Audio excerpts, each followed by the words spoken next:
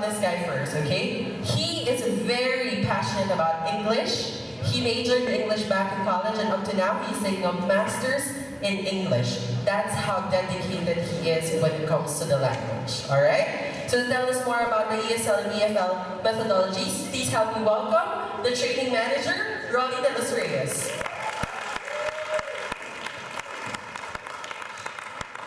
Thank you for that introduction, ma'am.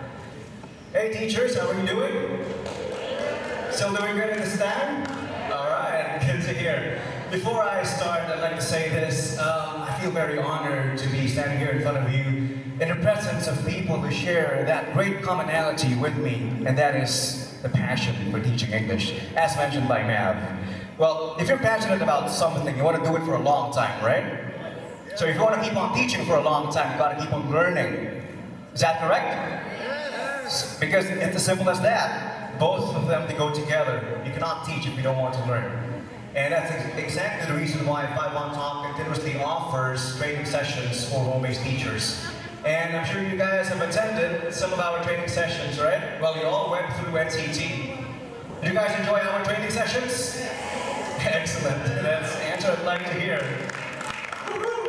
All right. So right now we're not going to have a long training session. Well, training sessions, they last for 2.5 hours to 7 hours, but not today. Allow me to take a few minutes to talk about EFL and ESL. All right? You guys are no strangers to these terms. You must have heard of these acronyms, right?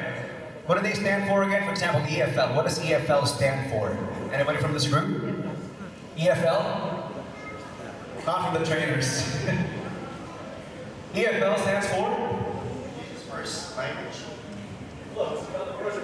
English as a foreign language. Foreign language. What about ESL?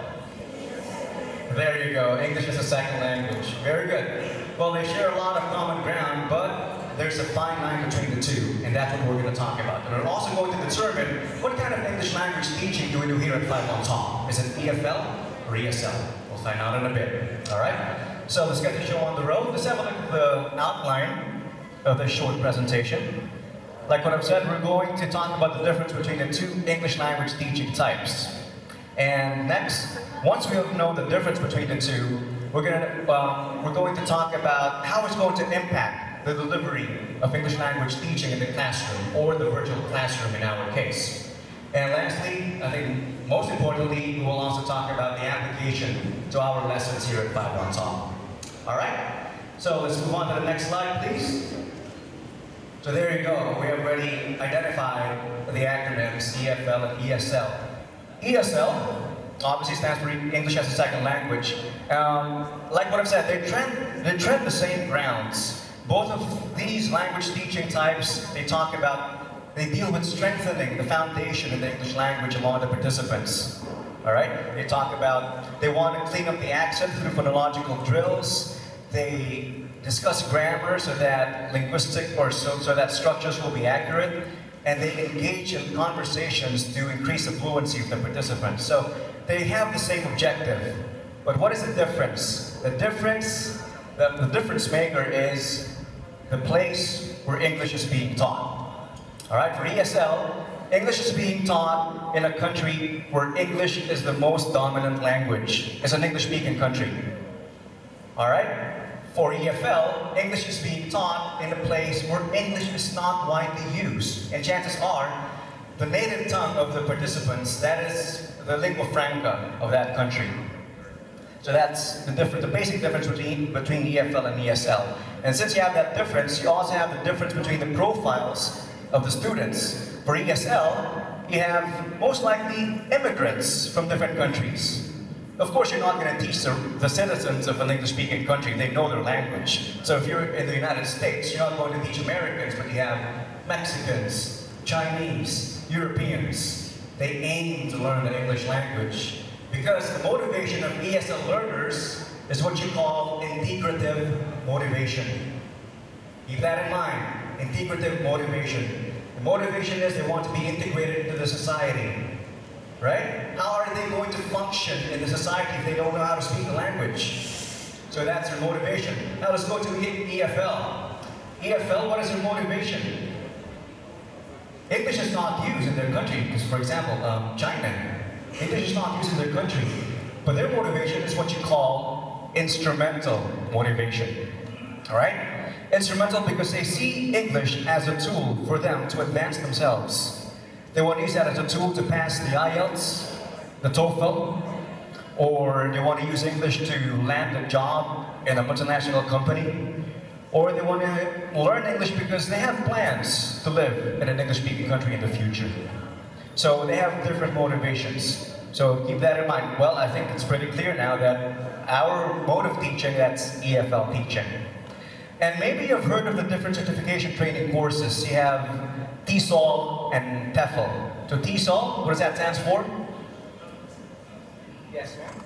Teaching English for speakers of other languages. Excellent. Teaching English to speakers of other languages, that's TESOL. That's a specialization. English as a second language. Whereas TEFL is teaching English as a foreign language, and that's what I have, a TEFL certificate. Okay, so let's move on to the next slide, please. All right, very quick exercise, a very simple exercise at that. If you're going to teach English in Australia, what is it? Is it EFL or ESL? Sir? ESL. ESL, of course. Australians, they use English as their first language. What about the Philippines? EFL. EFL? ESL, exactly. Well, it's not our native language, but come on, of course, here in the Philippines, at every turn we have an English language. We're very adept with the English language. Even taxi drivers, they have a very high listening proficiency. They may not speak well, but they can understand. So still is considered as ESL. And I've been doing that for a long time. Prior to 5 Talk, I was a language trainer in the BPO industry. And it was also considered ESL because we wanted to practice with them so that they will be accustomed to conversing with their American clients over the phone. Of course, in China, I think we have firmly established that it's EFL. We may not be in China, we may not be teaching English in China, but 5 Talk offers that opportunity for us to be able to teach virtually. So we are EFL teachers. Okay? Now, we're going to talk about the methodologies of the two language teaching types. For ESL, you got to present relevant English lessons with cultural instruction. Relevant, here's the deal. The advantage of ESL learners is the fact that they are surrounded by people who live and breathe English, right? Earlier, Mr. was saying that it's an immersive environment. If you're immersed into a society that speaks the language, in no time, you will learn how to speak it, even without formal instruction. Don't you notice, even for kids, if they grow up in another country, without formal instruction, they're going to acquire it naturally. So that's your advantage, right? But the disadvantage is, there's a little pressure on their part. There's pressure because they have to learn it fast. And it has to be relevant to their context. For example, in ESL teaching, are you going to focus more on grammar? Or are you going to focus more on conversation that will help them function well? Conversations. You'd rather focus on conversations. Teach them how to make purchases at the store. Teach them to ask directions or make an order. Right? Are you still going to talk about grammar? Of course, but you'd rather come up with more scenarios so that it's easier for them to come up with their own conclusion. Oh, okay, so we're using this language pattern. For example, for the present perfect tense, I have seen this before. So let them draw their conclusions instead of giving them a lecture on how the linguistic elements should be put together. All right? Cultural instruction. Cultural instruction because, you gotta bear this in mind, guys, for Americans, more than half of their discourse is figurative in nature. They use a lot of phrasal verbs and idiomatic expressions, right? The Chinese, yes, they know how to memorize, they can easily memorize a lot of words, and they can even memorize grammar rules. But the thing is, you don't need to memorize all the words in the dictionary to know what break a leg means. That's cultural. Right? Someone's going to say, oh, I'm going to catch up with you later. Catch up. So even if you know catch and up, even if you know these individual words, you won't be able to make sense of it unless you're familiar with the exchange, right? Catch up with you, all right? So you need to focus more on increasing their language input because it's going to come from you. Okay, let's move on to the next slide. For EFL, well, this is what we've been doing at 5-1 Talk. First, we got to increase their speaking opportunities. Why? Because they have nobody else to talk to, right? They don't live, like what I've said, nobody else speaks the language. Probably a few of them do, but not a lot of them. They may not have had a chances to talk in English with their peers or friends or family members. So during classes, they're the star, it's not you, so let them talk. In the newest version of Classic English, if you've noticed, there are more talking opportunities for the students compared to the first version, because that's the idea. They enjoy it more if they can express themselves in English. Next, exposure to target language. It's not that simple to do, but in this particular case, English has to come alive for them. Meaning, you can arrange activities. Maybe you can ask one student to write a letter to the other student. It has to be a long exchange, so they gotta keep on writing. It's like pen pal, right? You gotta keep on writing to each other. Because in that way, English is not just a word for them. They're really using it in written discourse, but in that particular case. And appeal to their motivation. What do you call that kind of motivation again for EFL learners? EFL, instrumental, exactly, instrumental motivation. All right, now, how are we going to apply these methods in our lessons at 5-1 Talk? Can we move on to the next slide, please? All right. So first, help students find ways. Even if I'm already the training manager, I'm still conducting lessons, like 2 lessons every week. And there was one time that I asked a student, how often do you use the English language outside our lessons? And the student said, no, I don't use it. He doesn't use the English language at all outside 5-1 Talk. So what I did was, okay, here's the deal. Maybe we can sort out your schedule.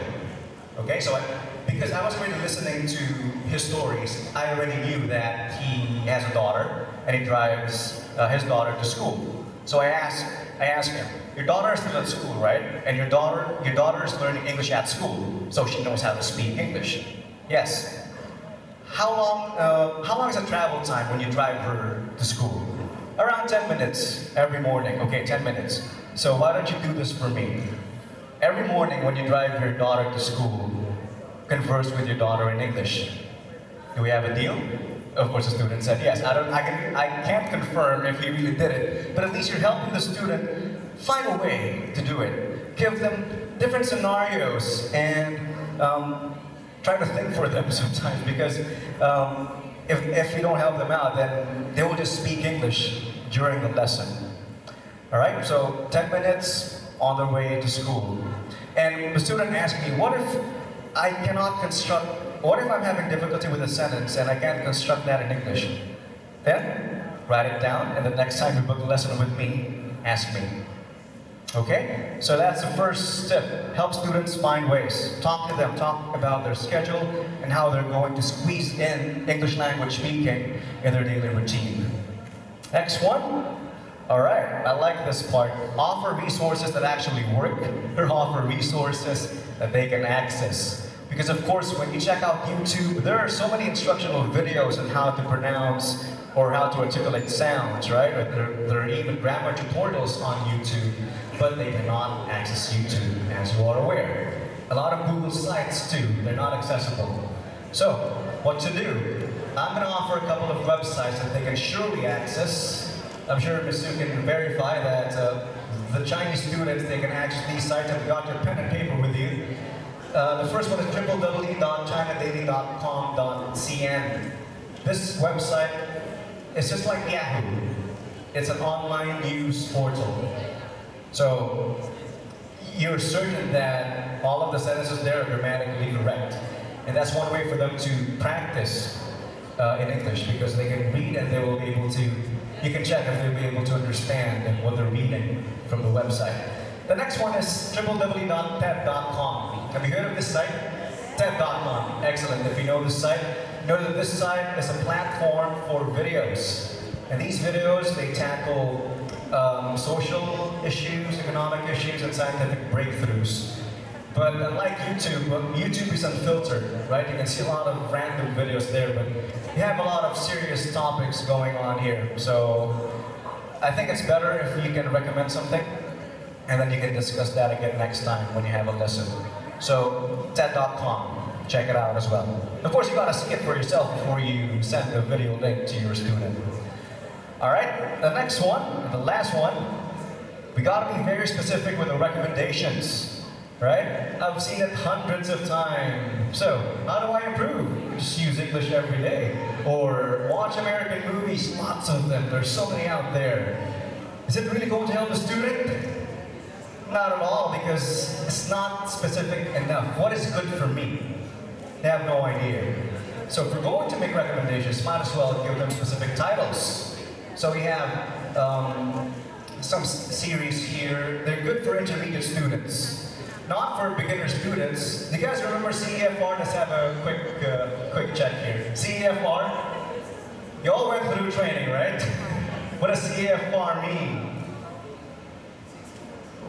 Wow, that's a lot. A lot of things. Come on, CEFR. You know this. Common, not English, common, European, framework, a reference, exactly. It's the assessment tool that we use at 5 on Top. And that's the basis of our classic English materials. Okay? So it's good for B1 up. Just a quick rundown. A1, A2, beginners, right? B1, B2, intermediate, and proficient, C1, C2. So that's good for B1 up. B1, B2, C1, and C2. Why is it not okay for beginners? Because conversations are too fast. They might not be able to catch up. So, How I Met Your Mother, Desperate Housewives, or The Walking Dead, maybe you like these series yourselves, and it's going to create a lot of opportunities for you to create small talk with the students.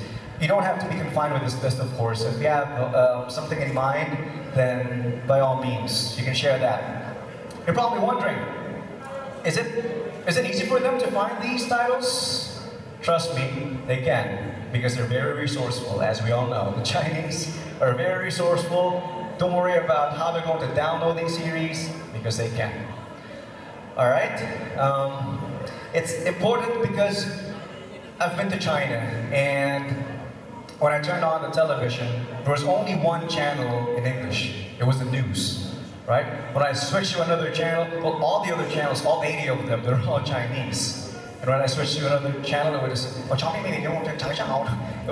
all Chinese. So they don't have a lot of chances to practice. So recommend something specific, like the websites I've shared and the CVs that I have shared. Okay? So any questions, guys? No questions? If there are no questions, then thank you very much for listening. And if you have any ideas, any other training sessions you'd like to attend, we're all ears. Let us know so we can design a program for you. Thank you. Thank you so much, sir. Wow. That was a lot of English. Okay. Alright. Guys, you still alive? Still awake? Oh, oh, she's such a cutie. Are you guys still alive and awake? Alright, well that's great. You've been hearing a lot of stories, tips, methodologies from the people on the other end, right? So this time around, I want you guys to hear certain tips or certain learnings that your co-educator has. Alright? So please help me in welcoming Teacher Leo. He will explain to you how to uphold teaching standards.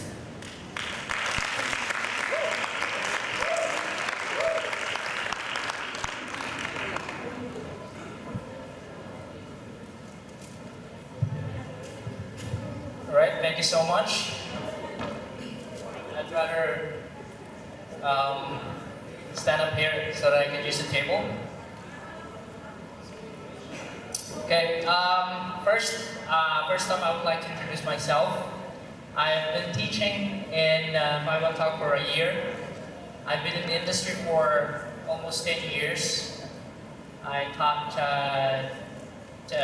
Koreans, Japanese, and Chinese nowadays. I'm a medic by profession. You know, those people who work inside the ambulance, I am one of them. And I'll be speaking like a few things that I would like to share as far as my experience is concerned in teaching English. Okay. Good thing I have my iPad with me, because I still believe that a dull pencil is better than a sharp mind.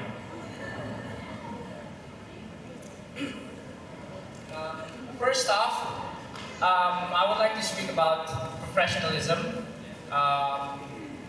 We are all encouraged to be on time when we call our students.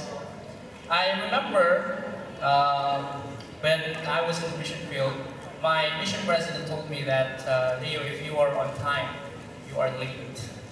And I was like, what? If I'm on time, I'm late. And I was like, okay, can you please explain that to me? And it was like, if your call time is at 7, you should be at least a minute earlier. Okay? So you don't have to be on time, but you should be ahead of time. Okay, that's the first thing that I would like to talk about. We have to be responsible once you open your schedule. Be responsible and wake up ahead of time. Prepare yourself and go teach. Okay. I remember when I was in the Korean company. Even I had a fever, I still teach. Why? Because I am trying to be responsible enough. Okay? Fever, as a medic, fever is just a symptom of something. If you can't deal with fever, take medical or biogesic, then teach. It's not a big thing. You're not gonna die for having a fever. So it's not a big excuse. I hope everybody would agree. If we have medical practitioners here, I beg that they would agree with me. Okay? If just in case something comes up, then you're gonna have to inform the support that you will not be able to teach ahead of time. We are encouraged to do that, and we are supposed to do that. Next is appearance. I'm not saying that I'm a good-looking guy, but as much as possible, be as good as you are. Okay? For women, you can wear makeup as long as it's not overbearing, not too much. I hope they would agree. Okay. Sometimes in our lives we have problems. We have difficulties, we have family problems, we sometimes argue with our partners, friends, people in our house, but try to conceal it. Do not share it to your students. Why? Because you are sharing bad vibes. The conversation will become bad, or either you guys will become emotional. There's no learning experience in that situation. Smile. Even you have a toothache, just smile. Okay? And the next thing is, invest in satisfactory equipment. We have a teacher from Davao.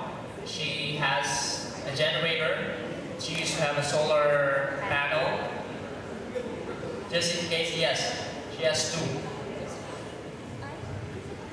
Just in case, if there is power interruption, she has a backup. Good enough webcam, slow computer, bad headset, crappy internet connection, should be updated and upgraded. If you guys have one of those, please try to upgrade. Why? this is just like a business. You should invest. Okay? Don't buy those webcams that is from, it has nothing to do with the brand, okay? What do you call this? CDR key? Please, as much as possible, buy something with brand, okay? I don't want to brag about it, but to tell you the truth, to be honest with you, my webcam, I was talking to Jane this morning. Teacher Jane, she was on her way here. I was talking to her, I called her up using Skype. We used video call. And she was like, nakakaingit yung video call mo. Nakakaingit yung webcam mo. Kasi I'm using HD webcam with 1080p. And the student can even see my wrinkles. Yes. And I don't want to brag about it, but at least you will have a good investment when it comes to teaching. My webcam, I think, is worth 4K. Sorry? It's Logitech C920, C910.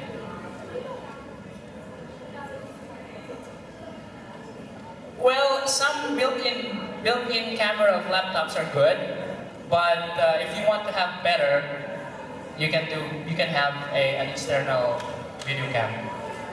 Okay. Next, learn how to troubleshoot. Okay. Basic troubleshooting. Okay. Don't call support because your computer doesn't turn on. You should plug it in first. Okay? Basic troubleshooting is actually a good investment. If you can watch YouTube how to troubleshoot computer problems, then go for it.